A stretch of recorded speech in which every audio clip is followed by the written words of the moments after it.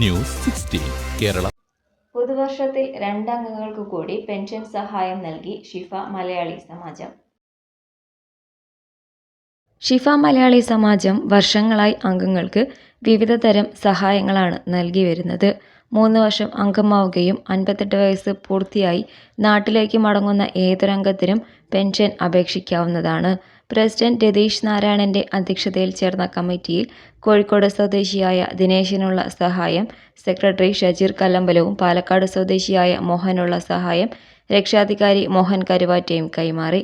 ചടങ്ങിൽ രക്ഷാധികാരികളായ സാബു പത്തടി, അശോകൻ ചാത്തന്നൂർ, ഉമ്മർ അമാനത്ത്, വൈസ് പ്രസിഡന്റുമാരായ സന്തോഷ് തിരുവല്ല, ഹനീഫ കൂട്ടായി, ജോയിന്റ് സെക്രട്ടറി വിജയൻ ഓച്ചിറ, പ്രകാശ് ബാബു വടകര, റഹീം പറക്കോട്, സുനിൽ പൂവത്തിങ്കൽ, മോഹനൻ കണ്ണൂർ, രജീഷ് ആറളം, ഉമ്മർ പട്ടാമ്പി എന്നിവർ പങ്കെടുത്തു. സൂരജ് ചാത്തന്നൂർ സ്വാഗതവും ട്രഷറർ ബാബു കണ്ണോത്ത് നന്ദിയും പറഞ്ഞു. Report Majeed KP 16 news 16 Riyadh. പക്ഷമില്ല, വിവേചനമില്ല. നേരിനൊപ്പം, നാടിനൊപ്പം, നാട്ടുകാർക്കൊപ്പം. News 16 Kerala channel.